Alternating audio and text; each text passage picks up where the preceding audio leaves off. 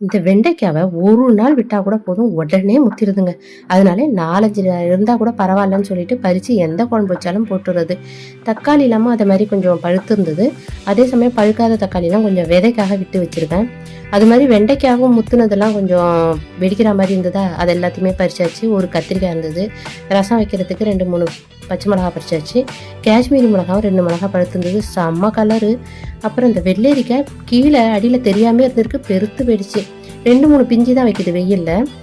நான் மெயினாக பறிக்க வந்தது இந்த புதினாக்காக தான். பையன் வச்சதுனால அவனுக்கு மூஞ்சில் அவ்வளோ சிரிப்பு.